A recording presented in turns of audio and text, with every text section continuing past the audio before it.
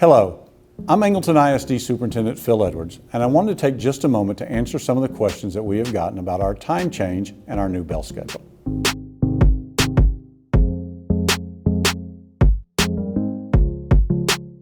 I think one of the things to start off this conversation we have to address is that our district is growing.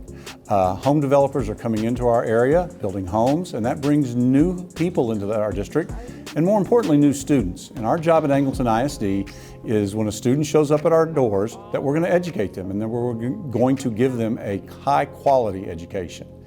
The other thing that I've tried to do is make sure that as a school district, our systems are prepared for that growth. We don't want systems in which we have 35, 40 students sitting in a classroom. That does not help students achieve, and it is not best for our students or our school district.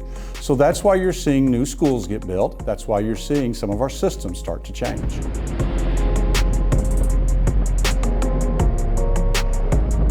We looked at a lot of research. There's a lot of research that says a lot of different things.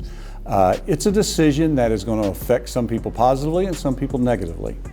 The decision was ultimately made by me. I had a group of people, a committee, bring me recommendations, and I accepted the recommendation to move the school start times to the times that we've presented. The big reasons that I saw for this change was that when the new schools came on board, that without an hour distance between start times of elementary and secondary schools, you would have elementary students on a school bus going home for 2 to 2.5 hours. And that was just an entirely too long a period of time for any student to be on the bus that amount of time. And so splitting those times allows us to get kids home sooner, not spend as much time on the school bus. It just makes a more efficient system. I think one of the other things about school buses is this time change will not allow secondary students and elementary students to be on the bus at the same time together.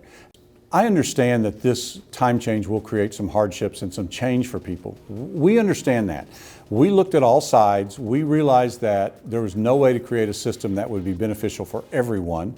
But in the long run, I had to make a decision that I thought was best, and this is where we landed. The other big issue was as to why secondary schools start earlier is they get out earlier, and a lot of times what happens is our coaches, who are also teachers of students during that time, have to get out of class and a substitute has to go in while they go off to extracurricular events. Getting an end time out earlier allows those coaches to remain in their class, allows those students who are in that class to have their teacher all the time and not a substitute teacher. That also promotes student achievement and student academic performance.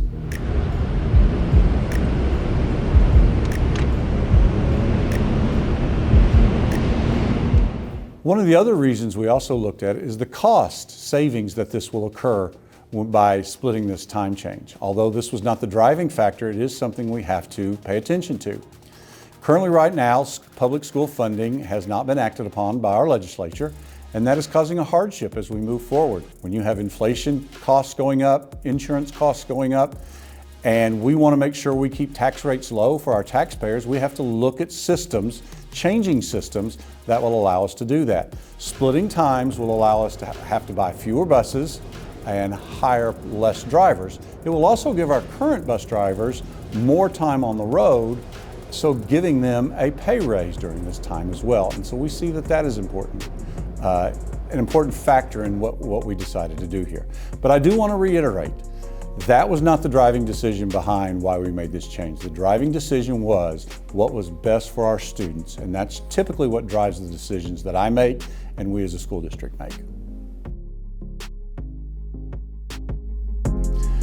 I think one of the things that's important to communicate is that as we continue to grow, as we continue to build new schools over the next decade, other changes are going to take place in our school district.